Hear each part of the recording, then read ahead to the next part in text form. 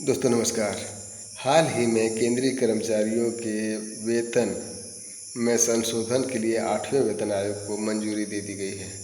अब इस मंजूरी के साथ 8वां वेतन आयोग जब लागू होगा, इसकी संभावना व्यक्त की जा रही है कि 2026 में इसको लागू कर दिया जाएगा।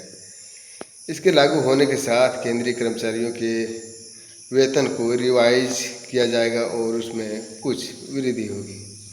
अब ऐसे में सवाल उठता है कि वास्तव में यह वेतन आयोग क्या होता है, क्यों इसको बार बार हर 10 वर्ष में अमूमन एक वेतन आयोग पर देखते हैं, तो क्यों इसको लाया जाता है। वास्तव में इसके पीछे यह कारण क्या है और इस नए वेतन आयोग के लागू होने के बाद वेतन में जो वृद्धि है वो कितनी हो सकती है, तो इन सभी पहलुओं पर आज चर्चा करेंगे।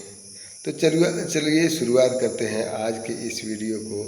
8वें वेतन आयोग शीर्षक के अंतर्गत सबसे पहले बात करते हैं खबर की। तो खबर को इसके चर्चा में होने का कारण यही है कि 26 जनवरी को केंद्रीय मंत्री अश्विनी वैष्णव जी के द्वारा इसकी घोषणा की गई है कि जब 8वां वेतन आयोग जो है उसको अनुमति मिल गई है, जब उसका गठन किया जाएगा और साथ ही साथ जब यह लागू होगा तो नए वेतन मान को रिवाइज वेतन माना है वो लागू हो जाएंगे, जिससे कि केंद्रीय कर्मचारियों को लाभ होगा। अब सवाल यह भी उठता है कि 8वें वेतन आयोग की चर्चा इतनी हो रही है, तो क्या सिर्फ इससे केंद्रीय कर्मचारियों को ही लाभ होगा या कुछ अन्य लोग भी इससे लाभान्वित हो सकते हैं, इसको भी समझेंगे। साथ ही साथ वेतन आयोग क्या होता है, इस बात को जानने के साथ ही इसकी आवश्यकता क्यों पड़ती है, क्यों इसको बार बार लाया जाता है। 8वें वेतन आयोग के बारे में कुछ महत्वपूर्ण तथ्य और अंत में एक अभ्यास प्रश्न पर चलेंगे। सामान्य अध्ययन के प्रश्न पत्र 3 से जोड़ के इस खंड को आप देख सकते हैं। इसमें कुछ हम टेक्निकल पहलुओं पर भी चर्चा करेंगे। सबसे पहले बात कर लेते हैं खबर। तो खबर में 8th पे commission for central government employers approved head budget 2025-26 तक ये माना जा रहा है। इस बजट को इसको प्रोविज़न किया जा रहा है। आगे 2026 से इसकी जो भी इसके प्रावधान है वो लागू हो जाएंगे, जिसके द्वारा घोषित हुआ है। तो केंद्रीय मंत्री के द्वारा अश्विनी वैष्णव के द्वारा उसकी घोषणा की गई है 26 जनवरी 2025 को। और साथ ही साथ जब यह लागू होगा तो इससे लाभान्वित केवल जो वेतन भोगी है वही नहीं होंगे, बल्कि पेंशनर भी होंगे। तो इस बात को भी आप याद रखे रहेंगे।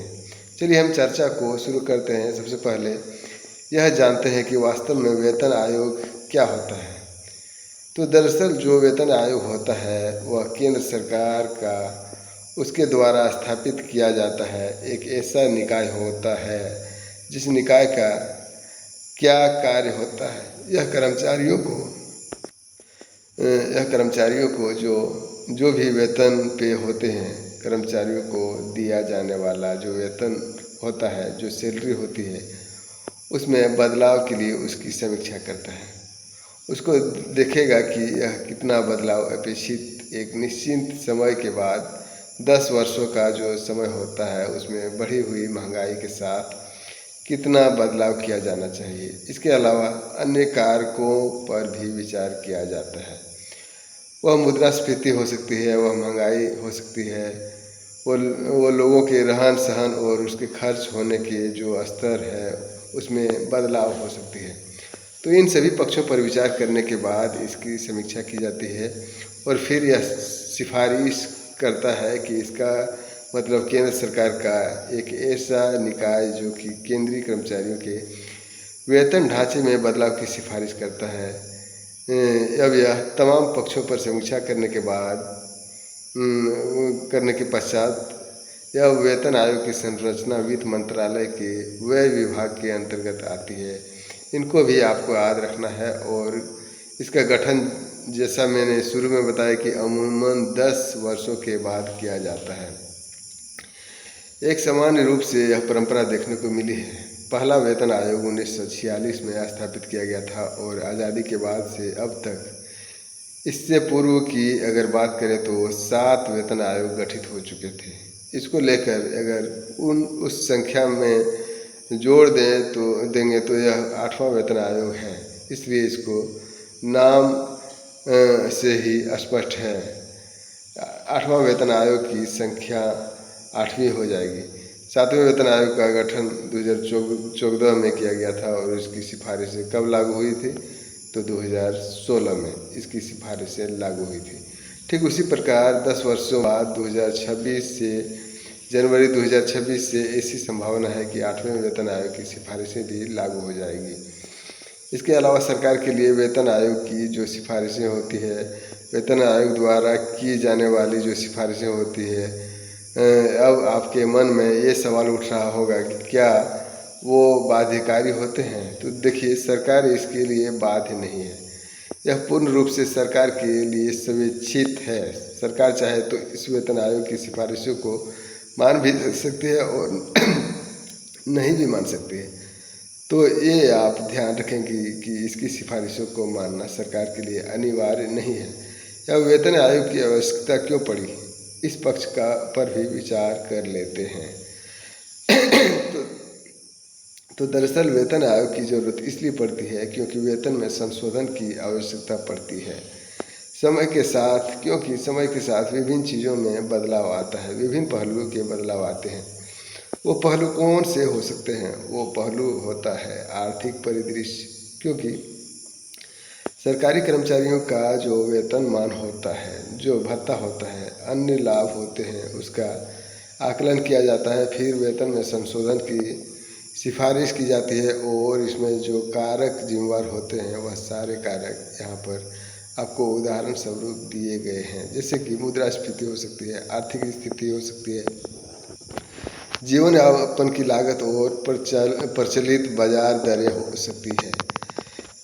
क्योंकि समय के साथ साथ महंगाई बढ़ती है, प्रचलित बाजार दरें जो है, कोई सामान आज अगर 10 रुपये का मिल रहा है तो हो सकता है आज से 10 वर्ष बाद उसकी कीमत कहीं ज़्यादा हो। तो उसी अनुपात में इसको फिर से रिवाइज करने के लिए, वेतन में संशोधन करने के लिए समीक्षात्मक रूप में इसको सामने लाया जाता है। यह समाज के विभिन्न वर्गों के बीच जो आय असमानता है वह कहीं न कहीं बनी रहे, इसलिए विभिन्न वर्गों के बीच में आय असमानता की भी कम करने के लिए इसको लागू करना अनिवार्य होता है। साथ ही साथ सरकारी कर्मचारी को प्रदान किए जाने वाले विभिन्न भत्तों की समीक्षा भी, उसमें बदलाव की भी सिफारिश की जाती है। केवल वेतन ही नहीं, वेतन के अनुपात में ही जो भत्ते दिए जाते हैं उसकी भी समीक्षा की जाती है कि अगर यात्रा मान लीजिए ज़्यादा महंगी हो गई तो यात्रा करने के लिए जाने वाला भत्ता, क्या उसके अनुपात में कुछ संशोधन की आवश्यकता है या नहीं है? ये एक उदाहरण है, उदाहरण के रूप में हो सकता है। इसी प्रकार आवास भत्ता भी हो सकता है और चिकित्सा भत्ता भी हो सकता है। तो इन सभी पक्षों पे यात्रा भत्ता, चिकित्सा भत्ता, आवास भत्ता, इन पर भी विचार किया जाता है। इसका प्रभाव क्या हो सकता है? अगर परफेक्ट इफ़ेक्ट की बात करें तो देखिए, तो इसमें जो सार्वजनिक वित्त होता है, जो सरकारी जो वित्त होता है, उस पर दबाव पड़ता है। क्योंकि यह संख्या बहुत बड़ी होती है जिनको उसका लाभ मिलता है। अगर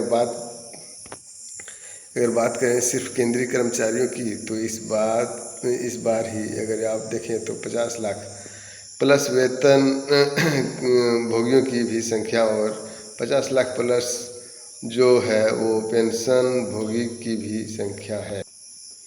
तो इससे जो राजकोष है, जो सरकारी वित्त है, उस पर दबाव पड़ता है। एक प्रभाव तो यह वित्तीय व्यय बढ़ता है, महत्वपूर्ण प्रभाव, क्योंकि यह संख्या काफ़ी बड़ी होती है। कर्मचारियों के वेतन भत्ते से जो लोग प्रभावित होते हैं, साथ ही साथ अन्य क्षेत्रों पर भी इसका रिफल इफ़ेक्ट पड़ता है।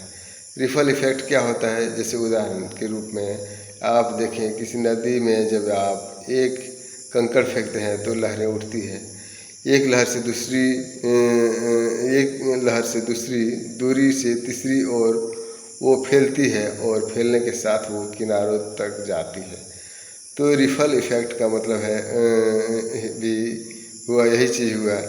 दूसरी चीज़ को जब प्रभावित करता है तो उसको रिफल इफ़ेक्ट के रूप में देखते हैं। तो देखिए, यहाँ अक्सर देखेंगे जब सरकारी क्षेत्र में नया वेतनमान आता है तो उसका प्रभाव निजी क्षेत्र में भी देखने को मिलता है। तो वहाँ भी वेतन में संशोधन अपने आप हो जाता है।